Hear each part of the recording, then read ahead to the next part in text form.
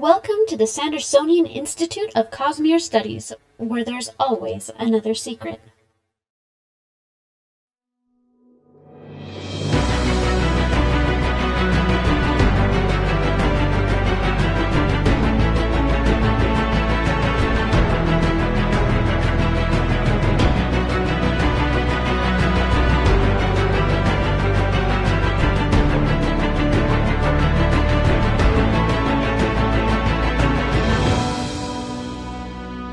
Welcome back, Sixers, to another episode of the Sandersonian Institute of Cosmere Studies. This is episode 132. Today is March 27th, 2023. I'm Bill, and I am joined, as always, by my transmorphic co-hosts, Amy and Jordan. Welcome. Hello. Before we get started, we do want to remind listeners that the Sandersonian Institute of Cosmere Studies is not a spoiler-free podcast. That means that if there is something in the Cosmere that you have not read and you are worried about hearing spoilers, you want to go read those first, come back, then join the discussion. Tonight, we are talking about Kandra society and how it has changed over the history of the Cosmere.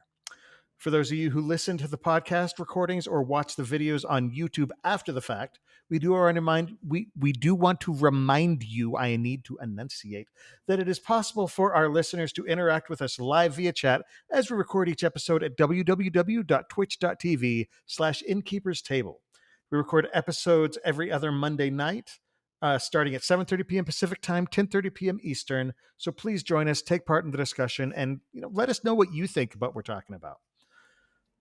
The show is made possible by the support of our listeners and patrons. The show will, of course, continue to be free, but if you want to help us out, you can head over to patreon.com/Cosmere Studies. Even pledging $1 or $2 per episode really helps out as we continue to work to improve the show. Patrons get immediate access to our Discord channel where you can talk about the show and the Cosmere with other listeners. We've got a great community. We've got a lot of cool discussions going on with some great people. You'll also get early access to bonus episodes, exclusive access to other bonus content, and other good stuff. Welcome, guys. Hello.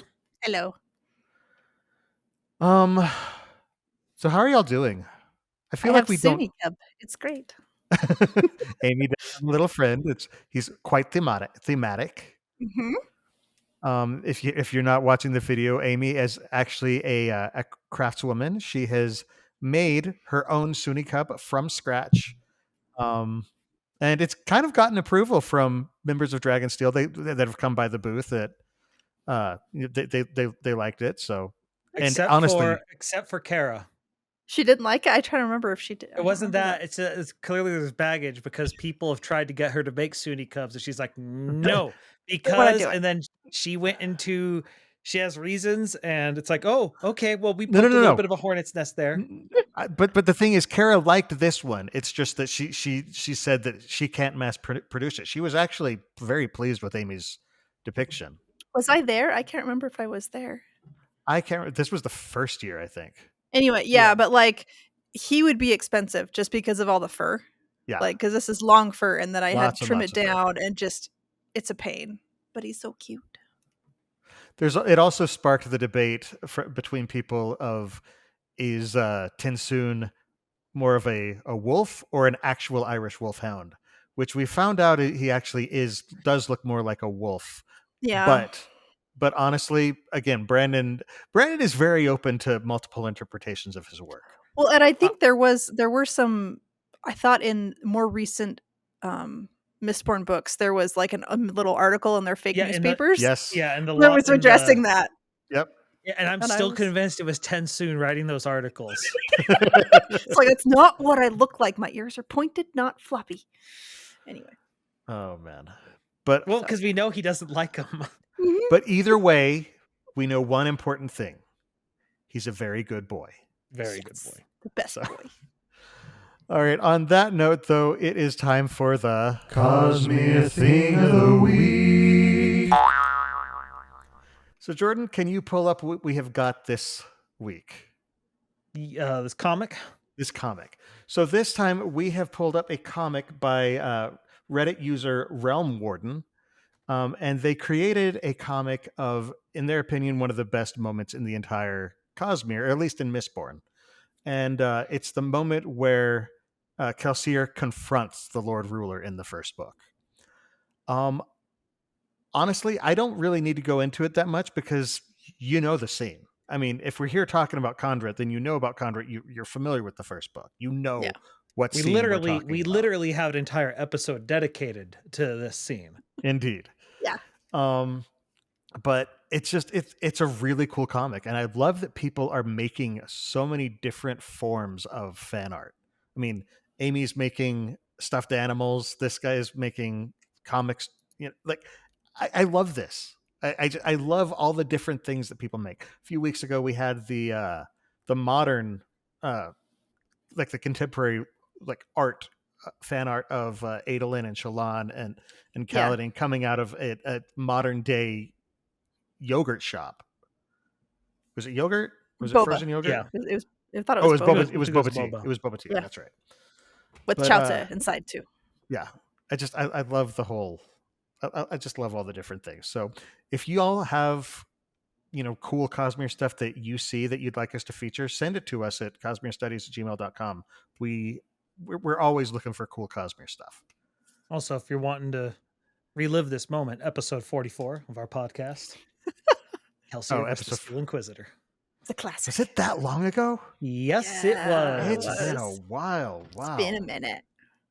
Well, that was one of the ones that I wanted to do from the beginning. We started the podcast, so that's true. That's very true. Basically, as soon as we got done with reviewing stuff, I was going to beat the drum for that one. Because that, in all honesty, that was the scene where I became a Cosmere fan. So,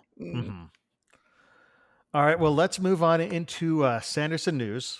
So I loved the way that Brandon opened his most recent video. He's like, "Welcome to your weekly update. I'm your Brandon.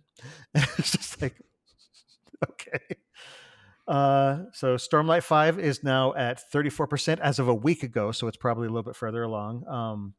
He did do an update on Reddit. I think it's on the Stormlight Archive subreddit. So if you want to search for that, Brandon is u/Mistborn. And he basically he gives longer updates over the course of writing the Stormlight books, just sort of saying, this is where I am, this is an enormous project, and this is why it's taking so long. This is what I've done. These are the arcs that I've covered. Minor spoilers, just because, like he says, okay, I've covered the arc of this character and this character together. So you're like, oh, so that character, those two characters are going to be hanging out together. Just stuff like that. So, but definitely worth checking out. I do find his way of writing interesting, just doing it by character so that he can just stick with one person's story arc. Yeah. It's interesting. Well, and then he has his continuity editor come through and say, okay, they can't get there by this. They can't all be at this place together. It takes like 5 days to get there from here and 2 days to get there. So we got to tweak stuff around. It's like he's built a team that makes it so he can write this like this too. The first book of Skyward Legacy, which is being written by Jancy Patterson, is at 6%. She's basically writing stuff beyond the main Skyward series that we've seen. The final book of which is coming out in November, Defiant. Brandon's book club. What did I say? Club? What is a club? Brandon's book club episode 4 is now up on his YouTube channel, where just a bunch of other content creators, none of us, unfortunately, have gotten together at Fort Dragonsteel and discussed Tress of the Emerald Sea. I call it Fort Dragonsteel because it's a bigger complex at this point. There's multiple buildings. Palatial. Good news regarding Tress is a large, long truckload, in Brandon's words, of Tress books has arrived. I actually got my shipping notice today, so I'm excited that I'm actually finally going to get my physical copy. So we were supposed to get our shipping notice today, but I don't know if we did because it goes to my husband's email. So I'm hoping soon. I would bet that you've got it, because I think he was prioritizing people who didn't get the full 12. The other stuff, yeah. Just so because we're hoping. Just because he wants you to get something. Yeah. And I get that. Makes sense. So, but now, just to bring up, we're not really going to focus on it, but there is a Koloss in the room that bears at least acknowledging. The Wired article. a lot of you probably want to hear what we have to say about this. Personally, I don't feel like it's worth giving our time, and other people have discussed it in length, at length, better than we ever could, or at least better than I ever could. I don't want to speak for Jordan and Amy. It would get rambly, and so I ended up just listening to Daniel Green's video or watching his video, and I think that's a great way to go about it, because he goes his is an actual live reaction as he reads every single word. So you get the whole article, but you also get to feel the cathartic rage. So and you also don't have, and you're also not giving it a click, which is honestly why I think that article was written. It was clickbait. Yeah. My favorite way to consume it was reading the clever comments in the subreddits, because some people were just absolutely clever with the things they said. But yeah, so Brandon's response is worth, if you can find it in his subreddit. I think it's the Brandon Sanderson subreddit. It's definitely worth checking out, because it was, as always, very classy and very optimistic. Yeah. He was giving the author every single benefit of the doubt. You could tell he was a little bit hurt by it, but he also was specifically saying, please do not, flood this guy's emails, don't attack him, don't do anything. And so that's basically all I feel like we really want to say about it, because I don't think I could discuss it without going against that request. Yeah. So our only official response, I guess, is I made a TikTok video where I did a Vin monologue, and I was like, let's have a peaceful moment. And that was my response to it there. Just lower the temperature in the room a little bit. Yeah. Yep. But yeah, so Brandon is a class act. Brandon absolutely is a class act. On that note, though, let's move to our main topic of discussion, the Kandra. Fantastic Kandra and where to find them. Hopefully this goes better than that, though. Yeah. Oh, yeah. So, oh gosh, there's so much to talk about in here, but also, the Kandra, let's just sort of break down who the Kandra are. So the origin of the Kandra. Well, originally they were the Lord Ruler's D&D group, and when he fell into some really good investiture, he decided to do some things. Yeah, it's really interesting that you use that phrasing, because that basically, like, the villainous D&D group.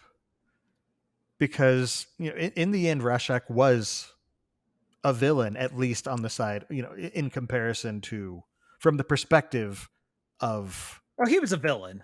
Yes, but it's a complex thing. Yes, he's a bad guy, but he had some decent intentions. He had redeeming qualities. Yes. Yeah. And honestly, in my opinion, the best villains do. Yeah. Yeah.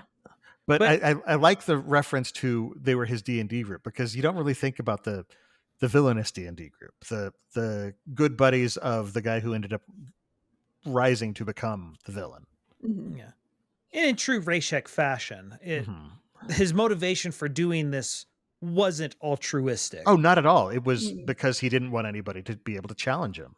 Yeah. Yep. And so he said, all right, well, let's get rid of Faruchimists, and they're, but I don't want to wipe them out. That'd be insane. So instead he turns every Faruchimist into Mistwraiths, gives the ones that were his buddies the spikes they need to become the first generation. And then the ball gets rolling from there.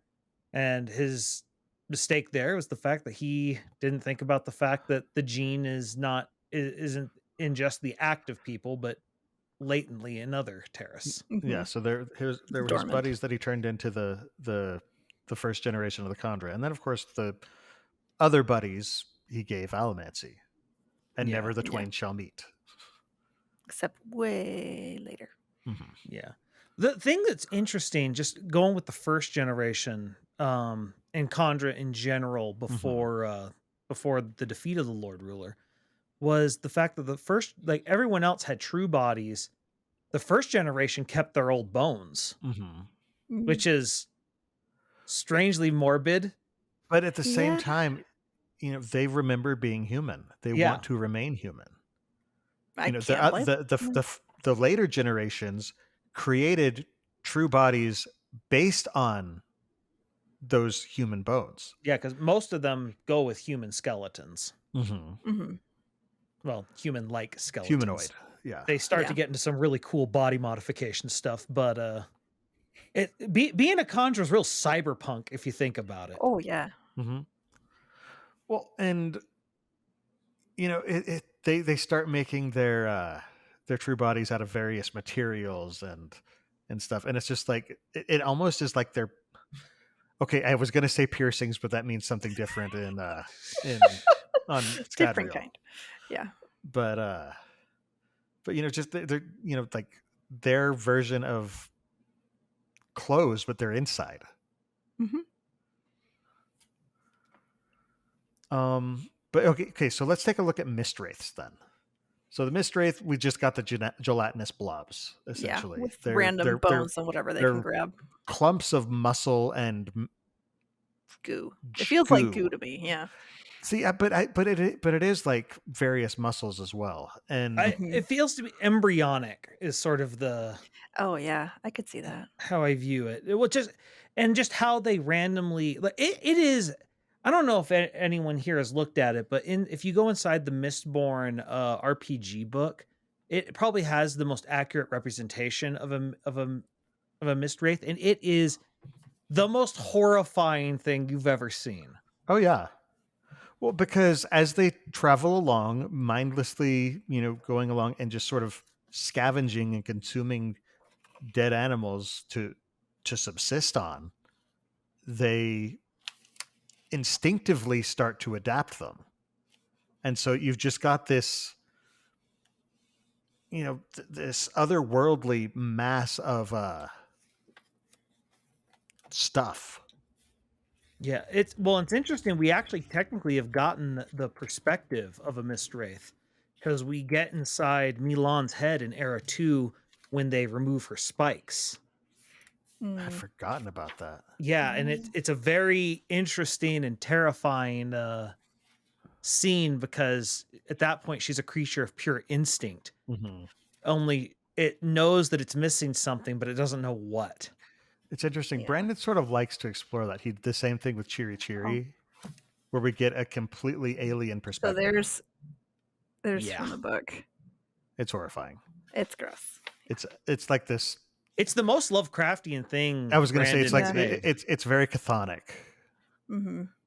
Just primordial. Just that's the word, primordial. Yeah. I've debated trying to make a plushie of that, and then the more I think about it, the more I'm like, that would be so awful.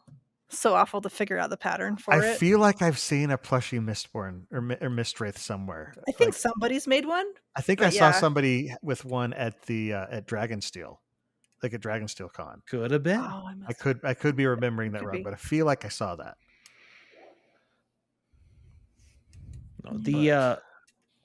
So they start off as mist wraiths.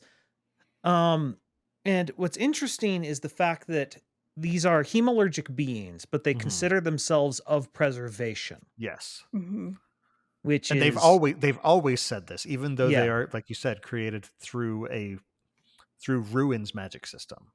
Yeah. I was looking through Words of Brandon, and he was actually talking about the fact that we would eventually sort of get that that perspective, which I think we kind of do in Era 2 with Tensoon talking to Wax. But originally, and this is back in like 2009, so this is long time ago.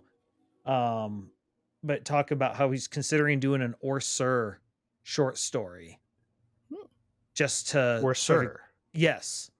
So we can get, because Orsur, and this is going to get a bit into the different generations, but Orsur was part of the. He was a third, wasn't he? Yeah, he was part of the same generation as Tensoon, which is sort of the rebellious. Actually, you know what? I have it right here. 1 second. It was kind of interesting what he said. Yeah, here it is.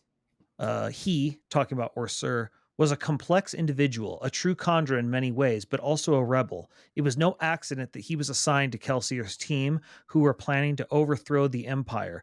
Sir was one of the only Kandra willing to take that contract, and he came out of a long retirement in the homeland to accept it. His motivations were his own, and I'd like to explore them. And so, but yeah, because the first generation kind of, they're reclusive. yeah, very reclusive, and it strangely reclusive. In fact, I think it's one of these things where they never quite adjusted. Well, I almost feel like part of it is,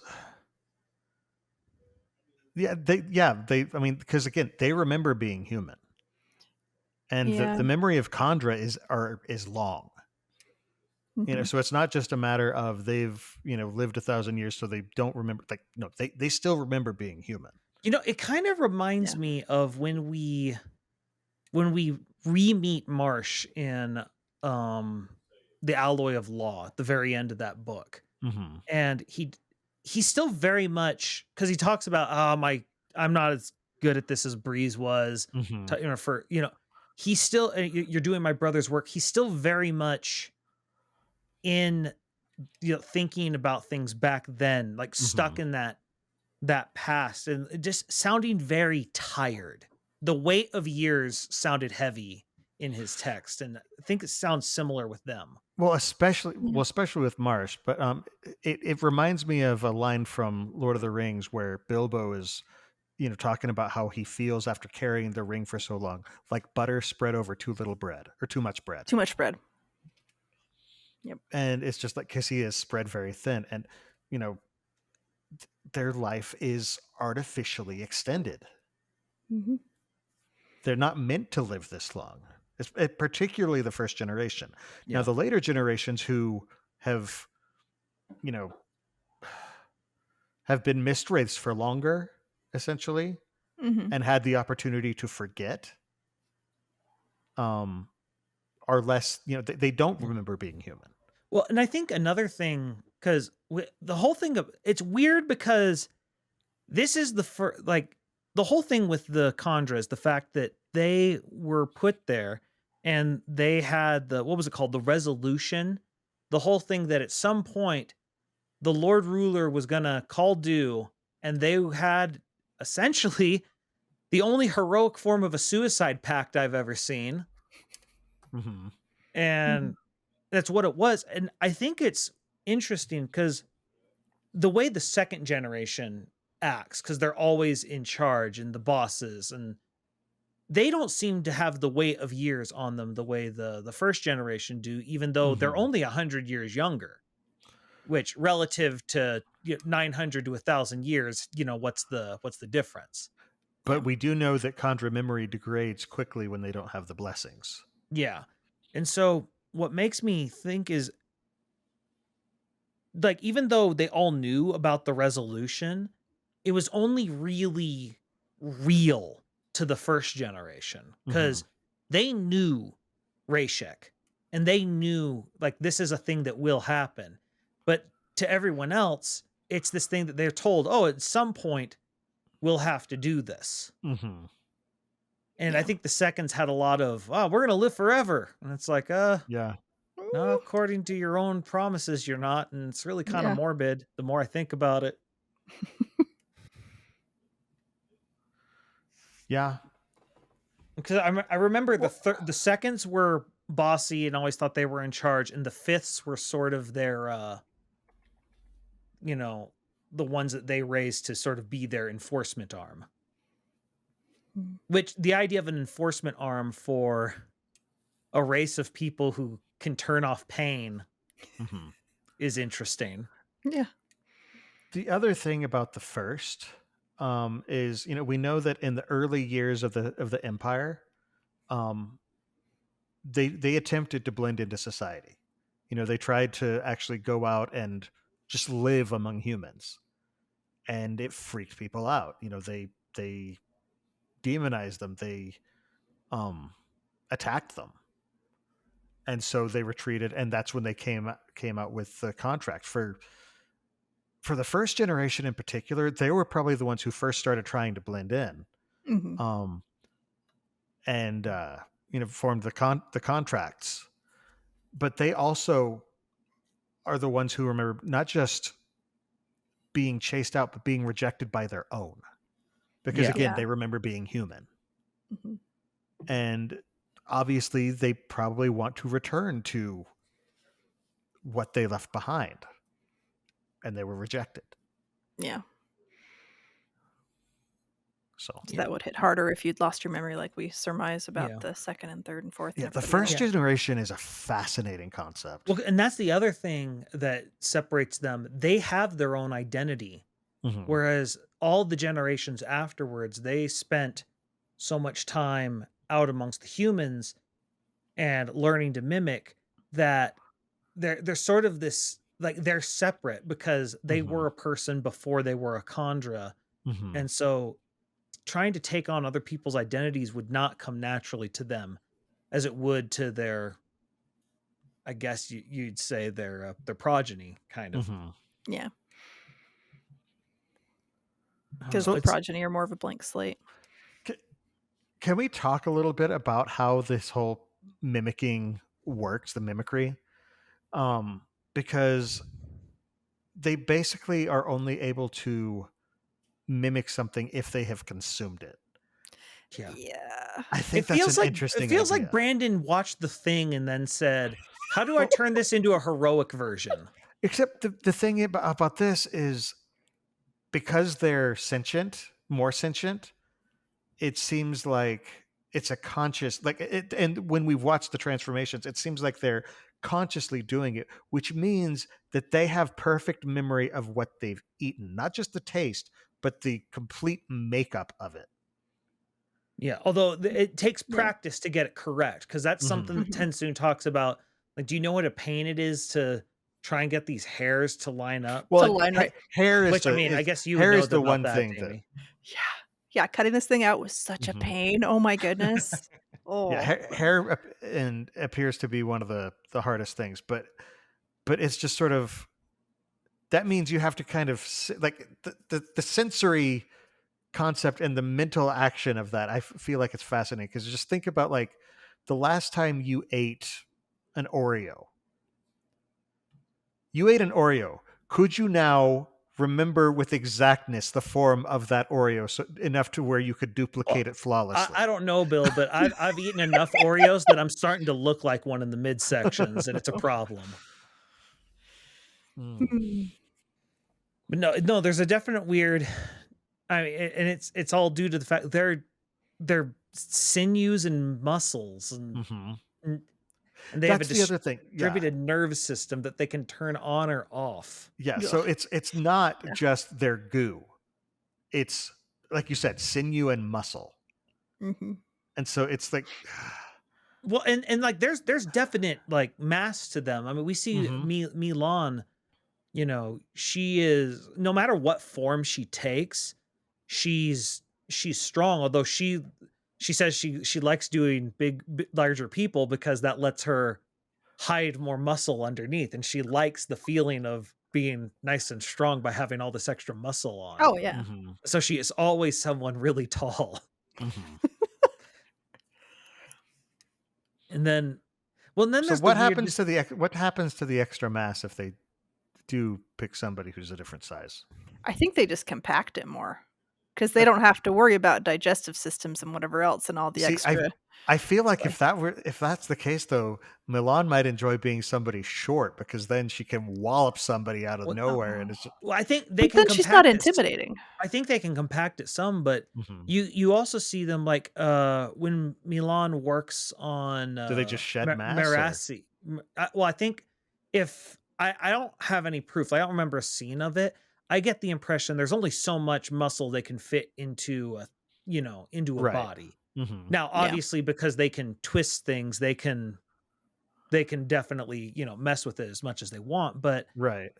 I'm willing to bet they probably have jars where they can keep stuff in fluid so that things don't degrade, if I had to guess.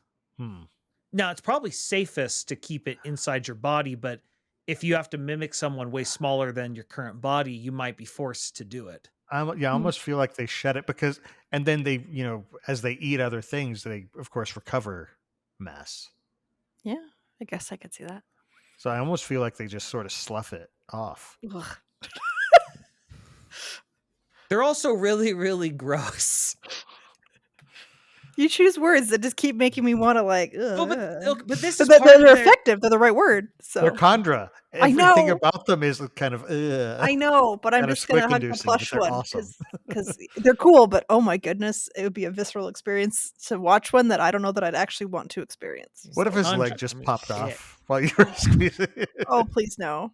I It don't want turned to into fix it. goo.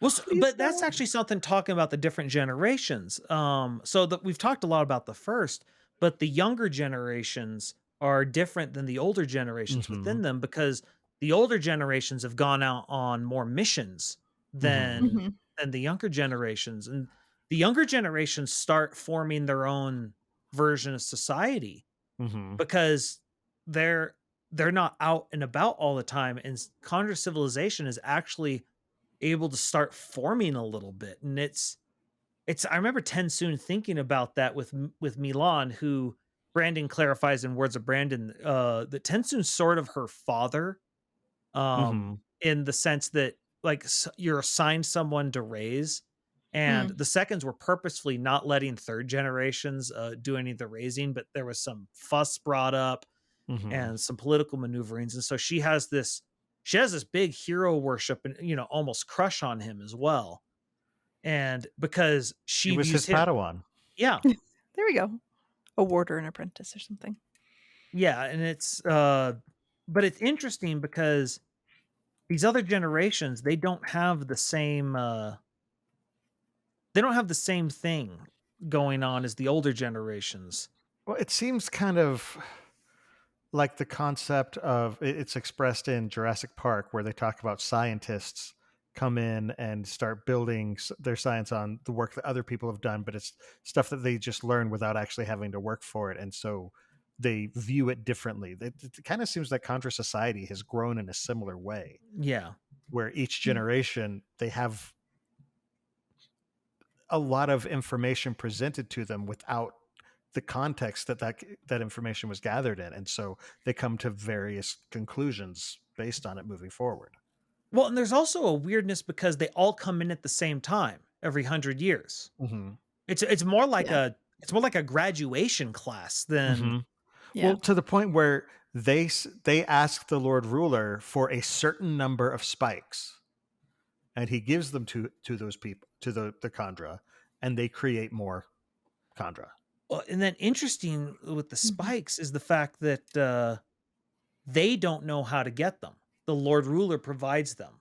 Well, Yeah. so want to hear a dark kind of horrifying thought?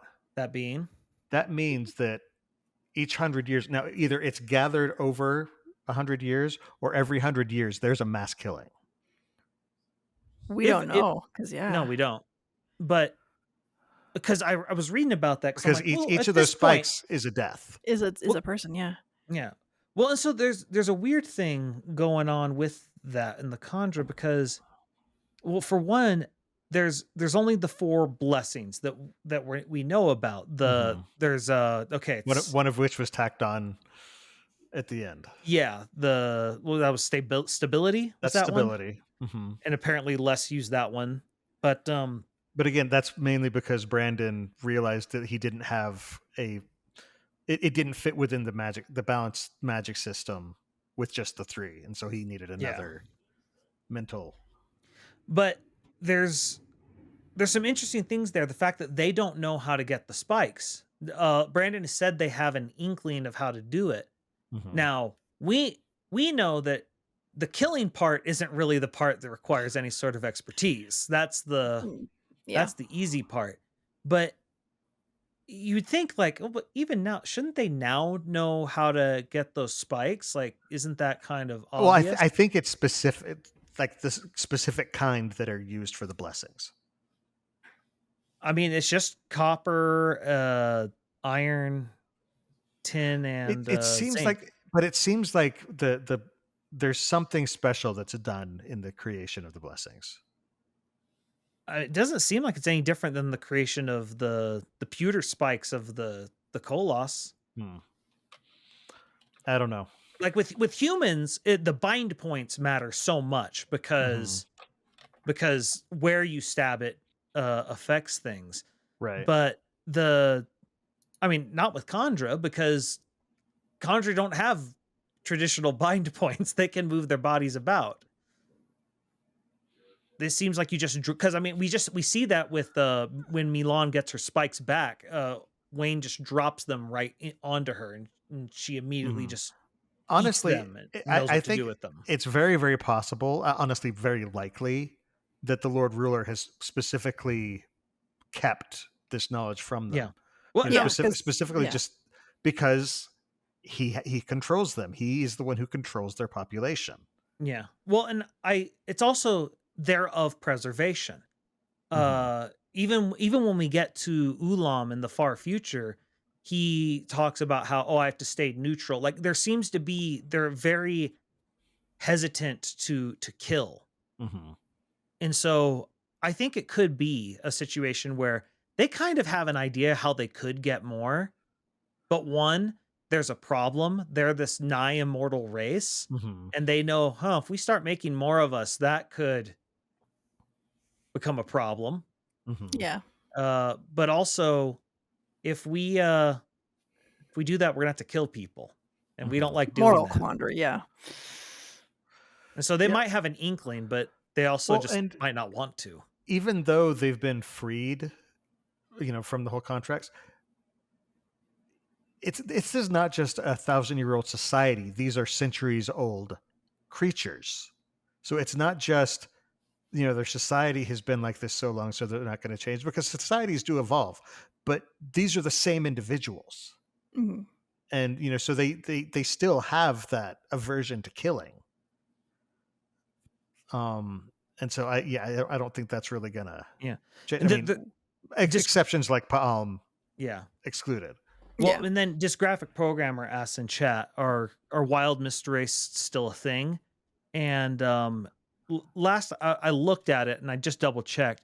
It's unclear if they're still a thing. Because we still because I remember at the when they go digging, Wayne and Marasi do the there's Mistwraith statues there that are said sort of like supposed to be scarecrows, like warding off other Mistwraiths, but it's not really said, like we don't see any Mistwraiths. But you would think you'd be putting stuff like that up. Yeah, I'm fairly certain they still exist. The Coppermine says the need for the mystery statues is likely to superstition, but it doesn't definitively say either way. No, I suspect that there's almost certainly still Mistwraiths around. Yeah, it's a big planet. But we don't see it on screen, so it's still and I mean, I don't know that Mistwraiths would hang around cities too much. They'd probably be out on the outskirts. Heavens, no. Yeah, I mean, they possibly would have died during the Cassandra, but it's hard to kill a Mistwraith. Yeah. Yeah, the ways you kill a Kandra, there's acid, starvation, fire might work. But I think self-inflicted. Destroying the spikes. But again, that's not killing a Mistwraith. That's just reverting them to a Mistwraith. Okay, so that's an interesting thing. A word of Brandon. Someone asked him, "Hey, so they start losing memories if you pull their spikes from them." It's like, is that similar? Like, is that a biological thing or is that a spike thing? Because spikes lose hemoallergic charge when they're not in a person. And he's like, it's a biological thing. Good question. Twitch, like, okay, that's in other words, the memories are not simply stored in the spikes. The memories are part of the Mistwraith. Yeah. Well, and that's why you can have a Kandra with 2 blessings, have the spikes stolen. They turn into a Mistwraith, and you put different blessings in. It's still the same Kandra. And they still work, yeah. So we've talked a lot about the Kandra pre-Cassandra. Their society changes a lot post. Era 2 times? Yeah. Well, I mean, their boss changed. Yep. Well, and very, very, very different person on a very different power scale as well. Oh yeah. Yeah. Well, Because and this there- is the person in control of the magic system that created them.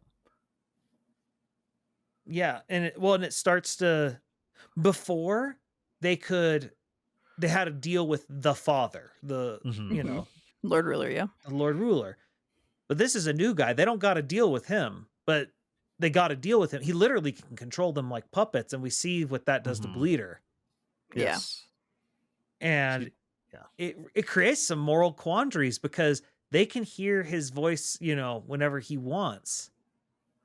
Well, I mean, even in Era 2, Wax is wondering how much of his life is his own. Yeah. For the Kandra, he can literally reach in and control them. Yeah. Well, and they can always hear his voice, because I remember what's his name? There's Milan. They were trying to get the spike back for Relure, and I forget who the third one was. The one who was like making the presentation. He like Kanpar? Compar, yeah. He does that. He puts that display up on the wall using the projector, and they're like, Mhm. "What the crap is this?" Or is it They're like, Vindel? what? I don't know. Vindel, I think, is the one. Might be Vendel. I have forgotten so many names. Relure's the one who That's- lost the spike, and I want to talk about that spike. But he said it's like, yeah, it's Vindel. Yeah, it's like Vendel says something to the effect of, it's like, he's teased things here and there. He says it's really gonna burn our metals when the pictures start moving, which we do end up getting that that payoff later. Yes. But there's the fact that they talk about, like, we're trying to get stuff out of him, but he's very cagey about it, and he's accidentally letting things slip, which to me sounds like Brandon's putting his own little personality into Sazed there. Yeah. No, apparently people have compared Brandon to Tom Holland. Where like he's the one who's gonna spoil stuff. Yeah. With the MCU. MCU, yeah. And Brandon is just like, people ask him questions like, "Oh yeah," and he'll answer questions just like, "I can't tell you that," or "I shouldn't have told you that." And these people are like, no, don't say that. So, but yeah. So about the spikes, because people have asked Brandon at several different points, like, okay, what happens if they get a Koloss spike or a Steel Inquisitor spike? What happens? And he's always been very vague, but he says it's weird. The thing about Relure spike is when I think it's Marasi examines it, it's pewter, which is not one of the normal metals. Well, that's tin, the iron, Koloss. copper, and The zinc. Koloss is the pewter spike. Oh. And I looked everywhere. I'm like, certainly Brandon has to have answered that question by now. And I can't find anything. Brandon's been like, a couple people have asked him about it, and he's like, we'll talk about that later. And it's like, we just got through Era 2. We didn't talk about it later. So he has acknowledged that. Interesting. Yeah. I could go looking for it. I had it somewhere around here. Control F, pewter. Wrong page. Control F, pewter. Other page. Yeah, because iron is potency. Yeah, here we go. From Zas678 about Bands of Mourning. Marasi finds Relure's missing spike, and she describes it as pewter, which is none of the four metals conventionally used in Kandra spikes. Brandon, yes. Zas, and is used to steal ferrochemical abilities. Was Marasi just mistaken, or is something going on there? Brandon, that you will eventually find out. We didn't, Brandon. No, we didn't.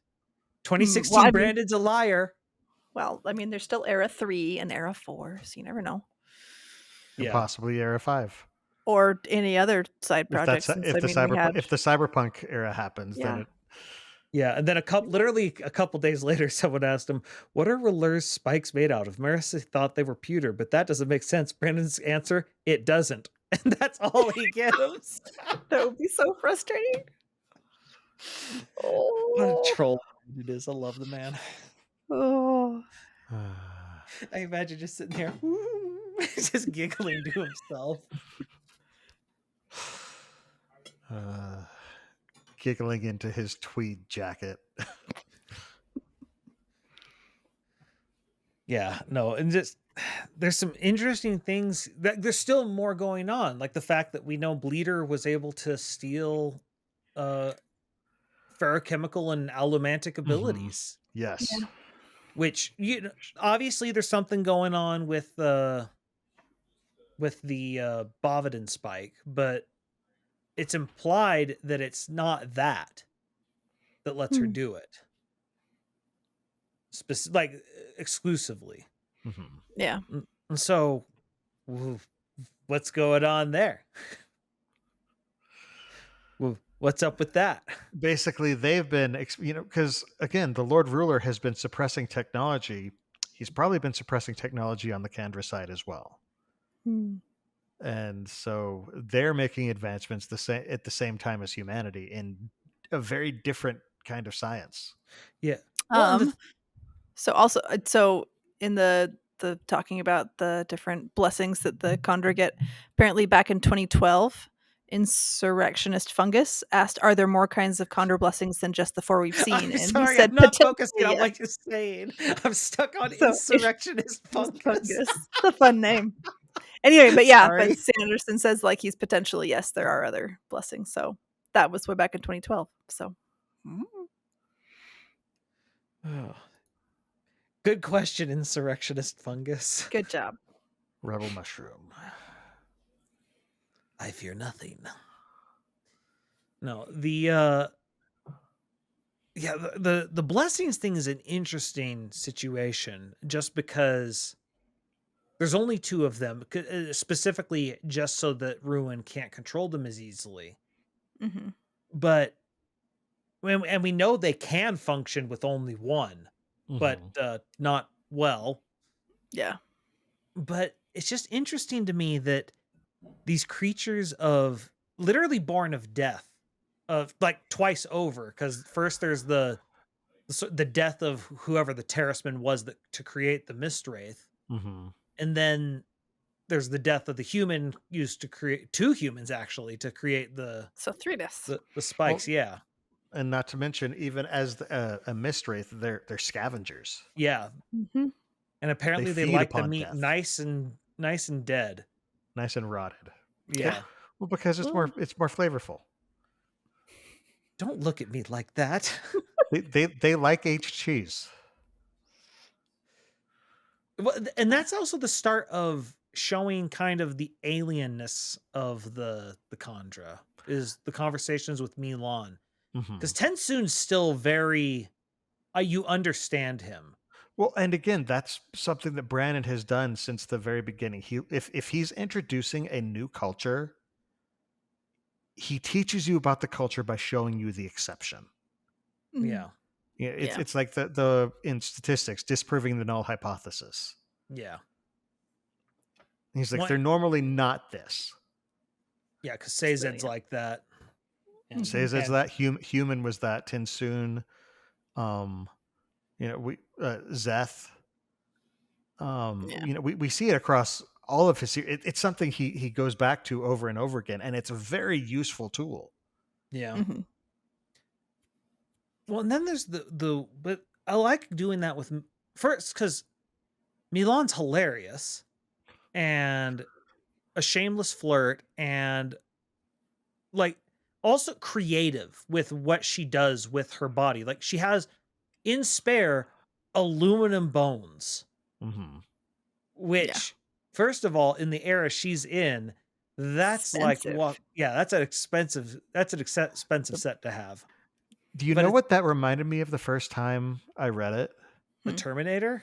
It reminded me of The Bourne Identity. What do you mean? When he first finds his cache, he opens it up and it has all the passports and the money in it and everything. It's like that's sort of who Milan is. Like she's got her bag of stuff. Yeah. Well, and she can carry it inside, so it's helpful. We know that a lot of the Kandra are filthy rich because they have personas that have invested in things over the years. And so they just have money stashed places. Lord Renew, Yeah. Yeah. And I mean, they've had time to build up money too, and I'm sure they could find money, or there's lots of ways. They've had time. Yeah, I was gonna say, plus all contracts are paid in adium, but they take that and they stick it in the trust pile. Yeah. Well, and then, but you also have like the fact that she's just secreting weapons and limbs.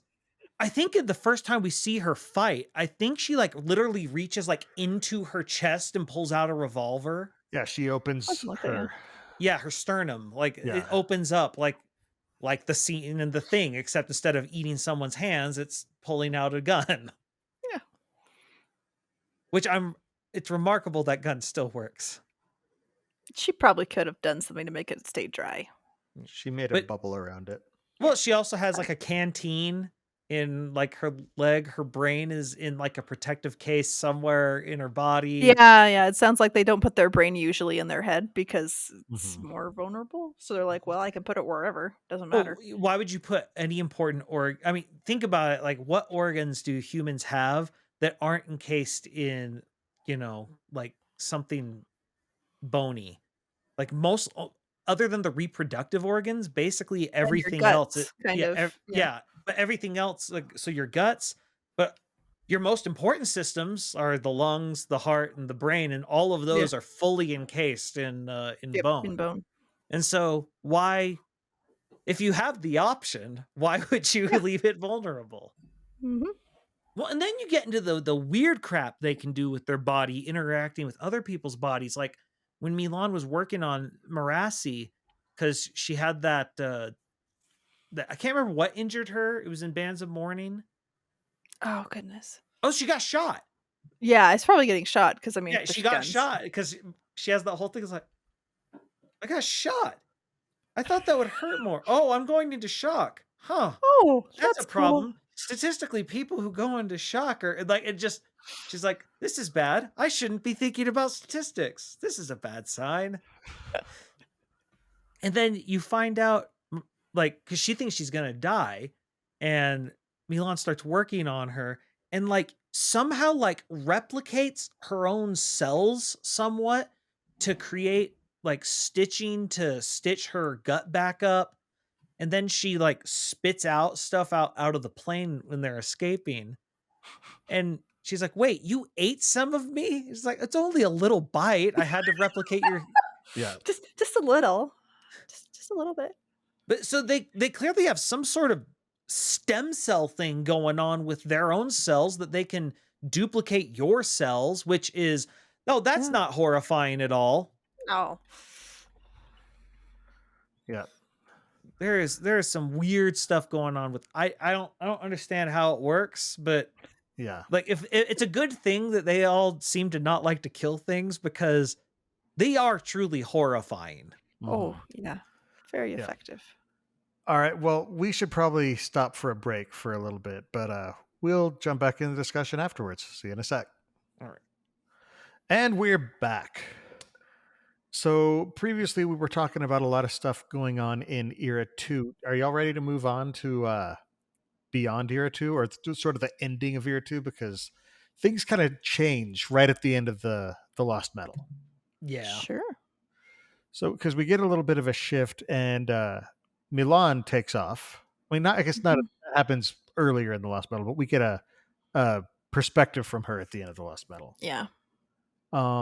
And it looks like Brandon AZ has started sending Kandra out more into the universe. Now, I've heard people speculate that Milan's the first, but we obviously know that's not the case because there is one in the Stormlight Archive, which happens before Era 2. Yeah, it's a female one apparently, but we don't know who they are or what they're doing. I saw in the Coppermind it said female. That one I hadn't. Well, although what does that mean? Of course, with of course, all Kandra shift back and forth. Yeah, and I'm still of the opinion that it's Moral. Moral being remind people Teravangian's sort of manservant guy who follows him around, the one who didn't have any hair on his body. No hair up top, no eyebrows. Every single bit of hair. I have totally spaced that character. Apparently, he wasn't particularly. He wasn't huge. there. I mean, like, but He was pretty big. He was distinctively there. I just That's remember my there was the suspicion. lady who was with him who Yes. like would do My stuff. personal suspicion, though, is that it's Morale because hair is hard to do. Well, and did he have double vowels? How's his name spelled? Mrall. It's Okay. closer to like a what's it called? The Thalen name. It was just interesting because if it was double A's, I'm like, oh, okay, there's a big tell. I mean, honestly, it could very easily be Miral or something. Yeah. Yeah. No, the I don't see any reason why it couldn't be him. Yeah, that's my suspicion. Any speculation on any other people it could be? Oh, I am so bad at guessing that, so I'm not even gonna try. I haven't seen anything else that tells me that someone like the no hair thing. I think is a good tell because we know hair is hard. It's a pain to do, yeah. Well, and it's not something that they actually replicate. They don't replicate. They eat the it. hair. That's right. They eat the hair and they extrude it out. Yeah, but then the other thing is the fact that he's very adaptable because Taravangian tells him to like not don't have that opinion or something. He's like, okay, I won't. But and just sort of almost like a contract. Yeah. Huh. Yeah. But you have to wonder: did Taravangian and them did they know what he was? If it was that. They might have, for all they know, it could very well be in the diagram, but it depends on what day of it is. Yeah, but it could very well be in the diagram, but they would have no clue what it's referring to. Yeah, the concept of a Kandra is alien, even the on faceless immortal on Scadrial. Yeah. Okay, speaking of faceless immortals, Bavadin has faceless immortals. At the end of Bands of Mourning, they're the ones who show up and deliver that bomb. I thought we were going to get a lot more of them in the Lost Metal. We didn't see anything of it. We didn't hear anything. Yeah, Brandon has definitely left a lot open. So we don't know. It's clear Bavadin figured out some way to make her own. So what other Kandra? I mean, we've seen Ulam. Ulam obviously had a big role in Tress. He was a little bit quirky.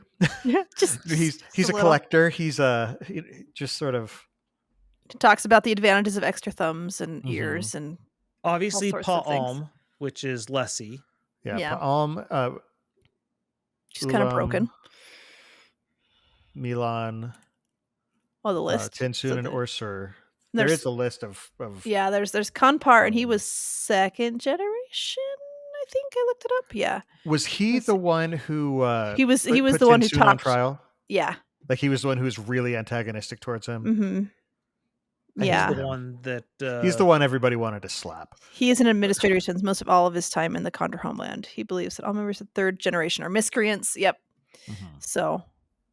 Well, and he's also, if I remember correctly, he's the one that like runs off with a bunch of the ATM. He's pretty greedy, it says. Yeah. And, well, but if I remember correctly, that's the ATM that was left over for Marsh. Oh, really? That's where it came from? If I remember correctly. I thought I saw it somewhere. I can't remember. One of the... Oh, yeah, here it is. However, Ruin took control of Kanpar, and Marsh took the ATM, which he later used to extend his life via compounding. Okay. So, technically, he did one good thing. Just one. Get controlled by Ruin and accidentally. Yeah. It's one of those, he didn't do a good thing. There was just an outcome of the bad thing that he did. That worked out well. Well, because he refused to actually go through with the resolution. Again, the only heroic version of a suicide pact. But it wasn't the heroic thing to do. But the thing is, by him not taking part, it demonstrated exactly why the resolution was even put into place. Yeah. Well, and the thing is, who's the only one that the only Kandra we know that died are Orsur, because he was killed by Tensoon, Kanpar because he was taking control of Ruin, and Pa'alm. What ended up happening to Kanpar? Like he was taken over. Marsh took the. But I think it was just he was as soon as he like. I don't think we don't ever hear of him again. Okay. My gut tells me is once Ruin was done with him, he was just done with him. He was just discarded. And he was outside during the Catasandra, which should be not great. And we know fire can kill, right? And so maybe that's what happened to the rest of the Mistwraiths. Could be, but Mistwraiths also like to be in places that are dark. So I think it'd be weird. Hiding, I think when things started getting hot, a lot of them would have found natural caverns and stuff, possibly, to survive just instinctually. Because we do see when Milan is in her Mistwraith form, she has all these competing instincts. Get food, no. Hide, there's a lot of loud noises. Right. Why is it cold? Everything tastes wrong. There's no dirt. What is this? Fair enough. And so they do have instinctual self-preservation despite the lack of what we would call a central nervous system. They have a distributed nervous system that they can turn on and off as necessary. Yeah, because apparently with Ulam, Crow shot him a bunch of times for amusement. Oof. And he was like, that was a very invigorating experience. He's so optimistic. It's creepy. I'm sure, I mean, Crow seems to be the type of person who'd be like, I like this guy. Let's keep him around. I can keep shooting him. It's great. It's nice and cathartic. Looks like there was also other Kandra where there was Haddock, and he was one of the first generation. He talked to Sazed about stuff. Right. Taught him something. Which you notice a very different naming convention than the rest of them. Well, it's double. It sounds more like Rashek or Sazed. Yeah, because he was one of the Pac-Men. Yeah. Because it's he's first generation. It's oh my gosh, what are they called? Terrace. It's a very Terrace name. Yeah. But yeah, I'm looking through all these names. I'm like, man. So there were a few more named Kandra. But so what's going to happen with these Kandra moving forward, though? Well, like, this is a very, very interesting group that have been apparently freed by Sazed, and they've gone goofy because of it. Yeah, but they don't know how to deal with that structure, I guess. Well, my theory is they're not going goofy. I think they're becoming themselves. Yeah. That for the first time, there's no one pulling any of their strings by any way. And think about the weirdness of a creature like this. They wear body parts the same way we wear clothes. Except the body parts can also be utilitarian. And so that's going to change your perspective. They're nigh immortal. That'll change your perspective. And the ideas of what is and isn't appropriate, like the whole thing, like, oh, can I buy your toes? It'd be after you died. And there's like, you can't ask that. Why? You'll be dead. You don't need them. Yeah, because they no longer have to try and fit in amongst humans. They can sort of go wherever they want. And there's very little for them to fear. So I think social graces would be something that they wouldn't spend as much time learning. Yeah. Because they don't need to be afraid. And I do think scholarship would be something that a lot of them start pursuing, because knowledge is the only thing that's truly unique. You can't get knowledge any other way. They don't eat someone's brain and get what they learned. So the only thing that's truly them is what they learn. Yeah. Yeah.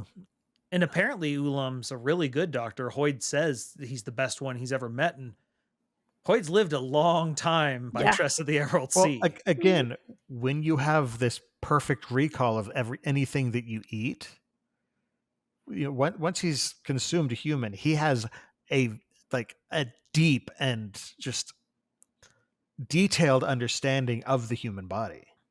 Mm-hmm. And he thinks he could survive being thrown into the sea, which I'm still questioning because I'm like, but you're kind of gelatinous. There's a lot of water to you. Like, wouldn't that sort of stretch you a little thin? Mm-hmm. I don't know, but they're very durable. Yeah. Oh, I mean, that's the whole problem with Bleeder is they try and it's like, okay, how can we kill her? And it's like, well, we need to somehow dip her in acid like she's a tune in like a tune in Roger Rabbit. Rabbit. I had the same thought. Oh man. Or it's like, well, that's going to be difficult. It's well, at least she doesn't have a bunch of allomantic abilities. Oh wait, oh wait, she does. At least she doesn't have any ferrochemical. Ah, dang it. She does. But she took the best one. But it's interesting because what they end up creating is this, nerve disruptor serum that they Oh, seeing that go into effect on that one poor Kandra, that was terrifying. He got injected with it as he's trying to calm the mob. Mm-hmm.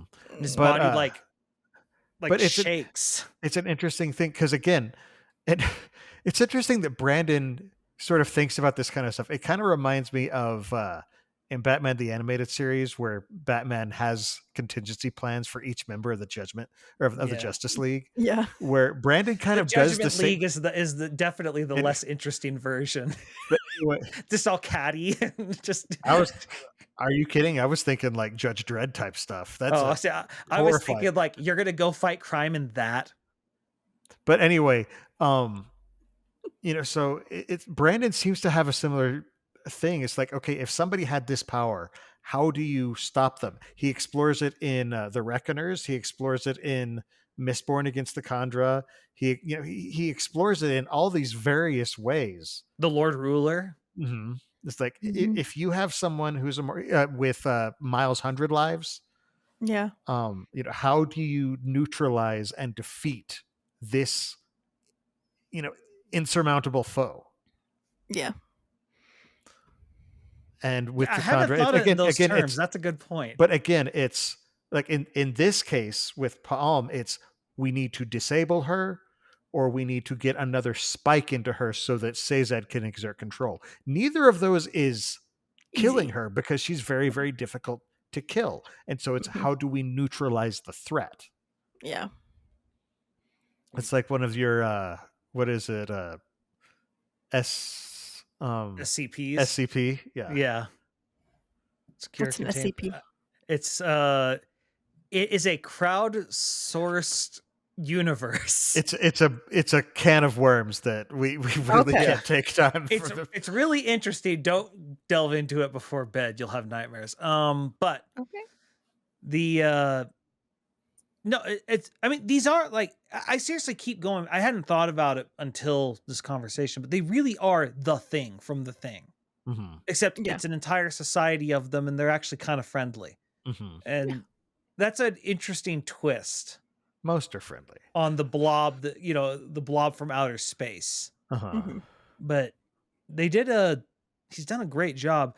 Ulam, I think, is the one that is going to be my favorite going forward, just because I do think we're getting to see what a true Kandra is, free from everything, unfettered, from all the old baggage they have. Basically, what it is once they're no longer connected to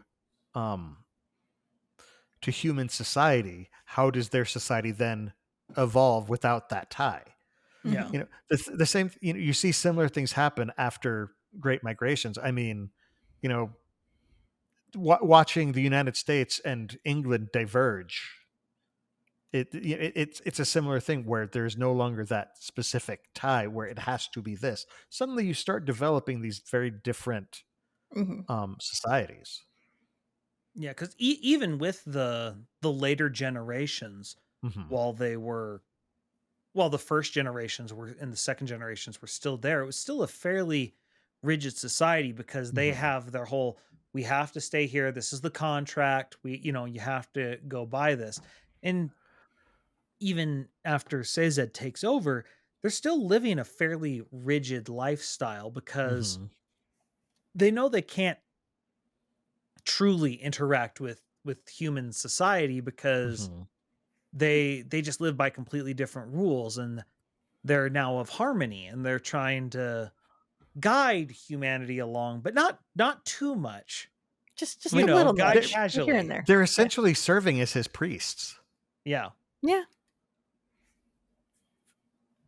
Well, I mean, to the point Along that with spies, Milan wasn't Milan the one that gave Wax his earring?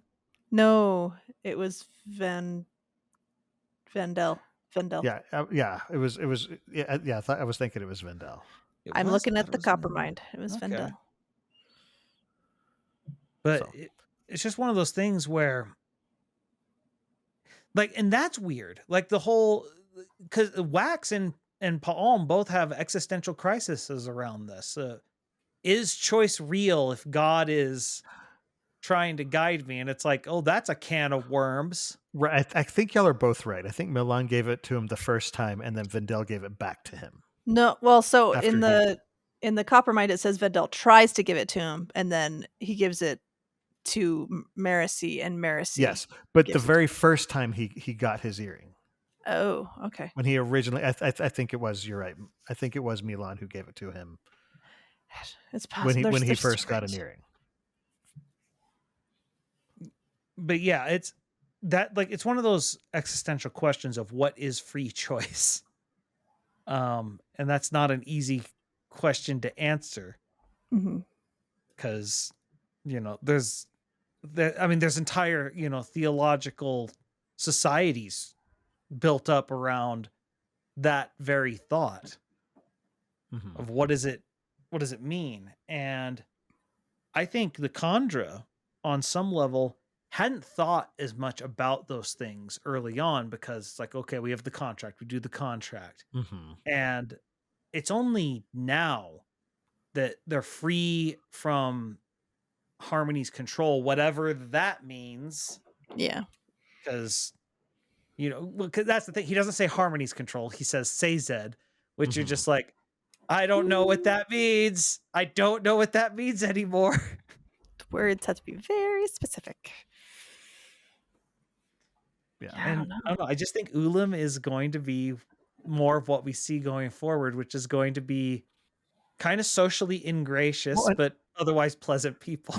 Well, and again, Ulam does it, but I think Vendel did it as well. When he was asking for parts of Wayne. As well as Wax. And Steris is like, yeah, that's fine. He's basically calling dibs on. He's like, can I have that? Hey, when you're dead, can I have that? Hey, when you're dead, can I? It's just Vendel was at least willing to pay, though. He was sixth generation, it looks like. Okay. So he was willing to pay. Yes, he was. One of the things I love about Vendel, talking about them appreciating biology, he's talking about blood makers' hands are like very interesting because you heal so much. It does different things to, and it's like, and then I think that was Wayne's like, Wax, he's being all creepy again. Stop thinking I'm cool because you want my hands. It's not in the way that he'd want them. Oh, and he had Breeze's hands. That's right. Yeah, he has Breeze's hands. Yep. He's really proud of it too, I'm pretty sure. Well, and Breeze totally would be the type to be willing to sell his hands after he's dead. Yeah. Yeah. Because that's the thing. He's willing to pay and he's willing to wait. Because they can afford to wait. Things change when you're immortal. Yeah.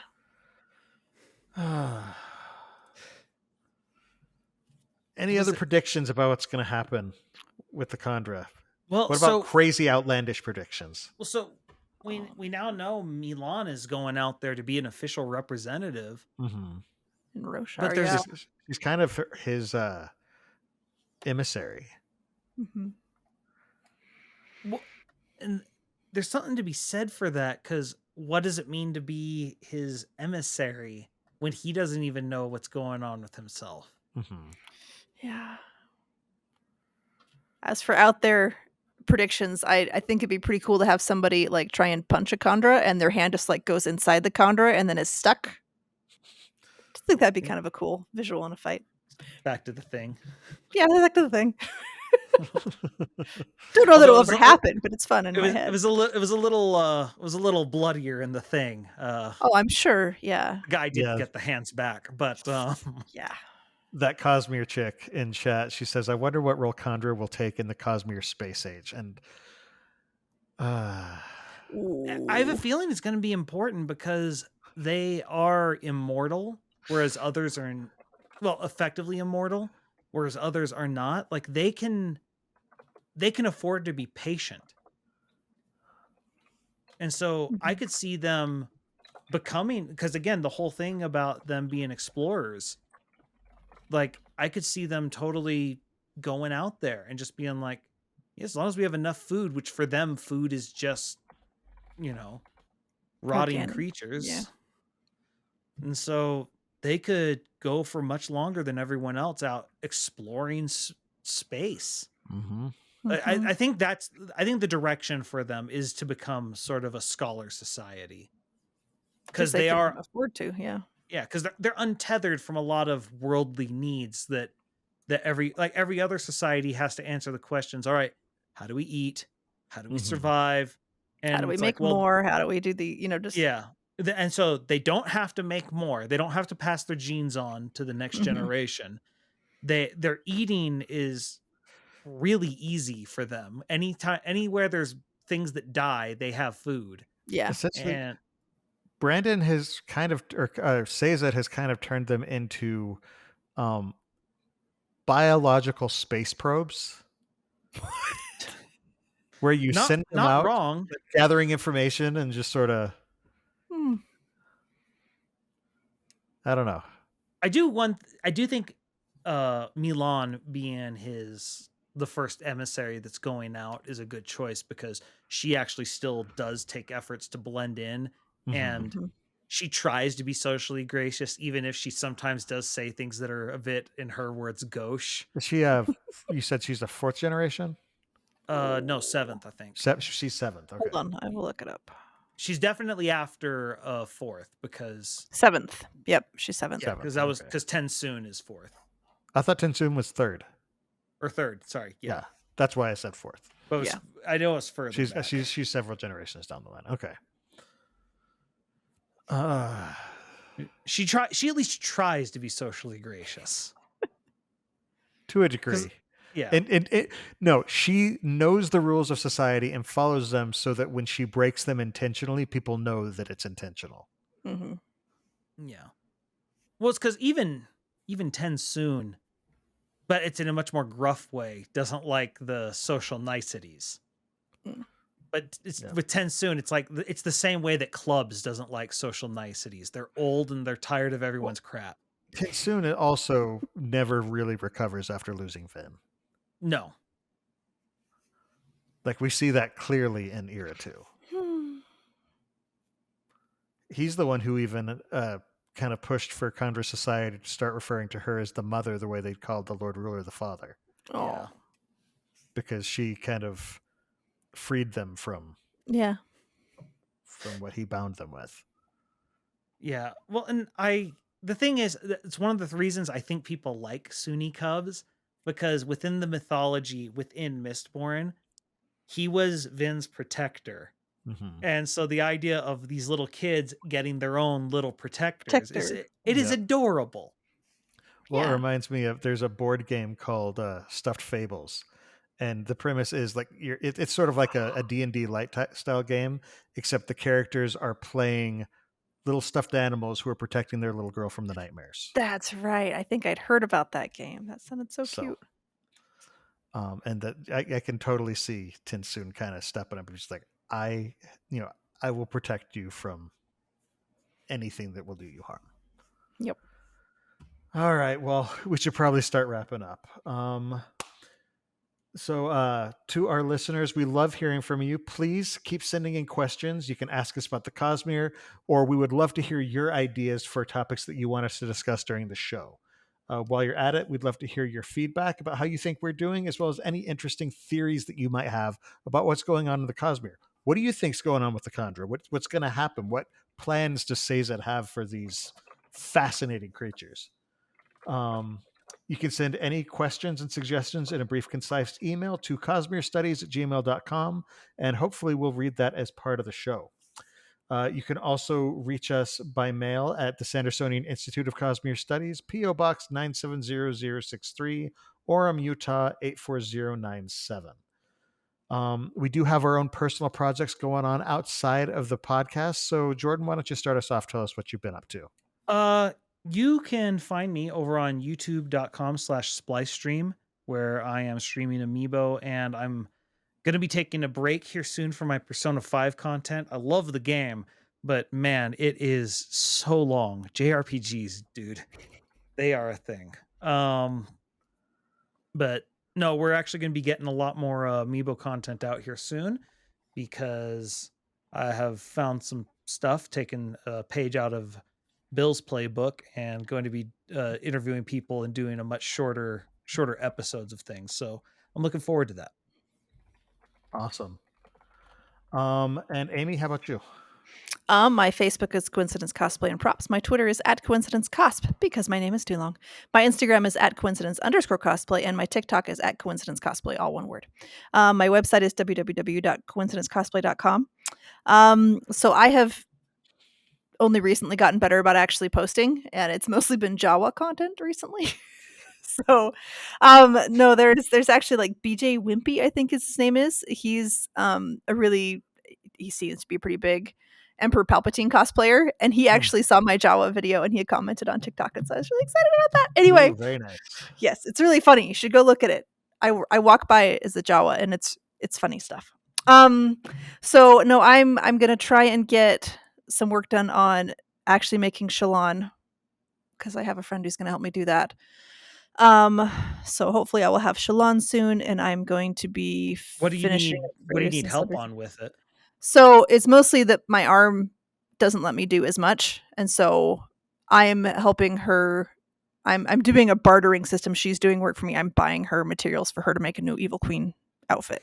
So yes, and she's also going to help out with cutting parts for the dice and things like that, because that's fun, labor intensive. So yeah, that's what I'm, and just various and sundry, and probably actually putting stuff up and trying to make Nazgul videos and all sorts of videos and things. So yeah, so I'm going to try and actually put content out. That's what I'm doing. Cool. Well, I was talking about board games earlier, and I do have a podcast about board games with my friend Dylan. So if you like board games, you should definitely check out The Innkeeper's Table. We have new episodes every Friday morning. Yeah, we've just been having some good discussions. Our most recent episode was a conversation we had about when you're teaching new players a new game, how should you then play the game afterwards? Like, do you hold back? What if you're the kind of person who likes to win? Like no matter what, what's the best way to handle that? So that we had a really interesting conversation about that. Our next episode, hopefully we haven't recorded it yet, but we're hoping to have another Spiel des Jahres spotlight with the game Hoity Toity, which is the winner from 1990. Oh, see, I thought this was going to have to be a more recent game based around wit. Nope, Hoity Toity, not Hoity Toity. But yeah, so hopefully we'll be able to get that one done. We haven't yet played it enough times that we're comfortable making an episode about it yet, but we're hopefully going to be able to do that before the next time we record. So here's hoping. For those of our listeners who want to support the Sandersonian Institute of Cosmere Studies, but you can't become a patron, we'd love it if you just let your friends know about the podcast. Spread the word. Don't forget to subscribe to the podcast, to like and subscribe over on youtube.com/Cosmere Studies. And if you want to toss us a good review wherever you listen to podcasts, we would love that.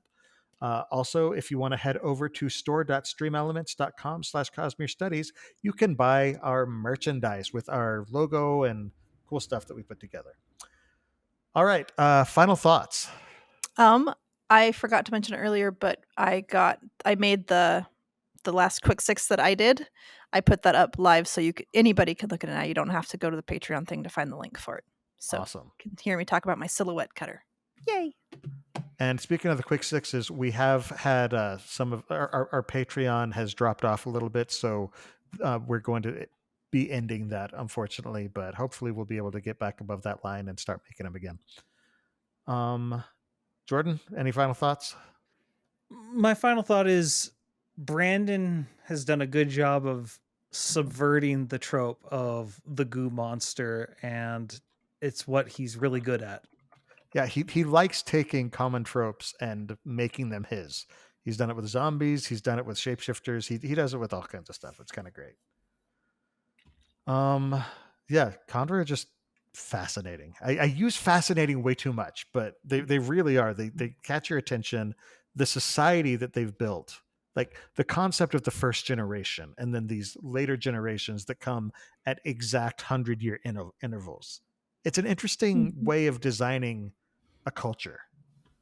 Yeah. So, all right. Well, in addition to the live episodes of the show that stream on twitch.tv/Innkeeper's Table every 2 weeks on Monday nights at 7:30 p.m. Pacific Time, 10:30 p.m. Eastern, listeners can find our videos on YouTube or audio versions of the podcast on Apple Podcasts, Spotify, and just about any other service that carries podcasts by searching for Cosmere Studies.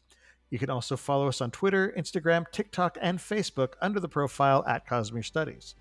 For our next episode, we're planning to give our first reactions to Secret Project number 2. Spoiler alert, if you're still waiting for the title, and if you've held off this long, I say more power to you at this point. But I say how. I agree, but it's the Frugal Wizard's Handbook for Surviving Medieval England. So join us for the live discussion in 2 weeks on Monday, April 10th, 2023 at 7:30 p.m. Pacific Time, 10:30 p.m. Eastern at www.twitch.tv/InnkeepersTable. Until then, on behalf of Amy, Jordan, and myself, thanks for listening. And remember, there's always another secret. We were totally opposite. Yes, we were.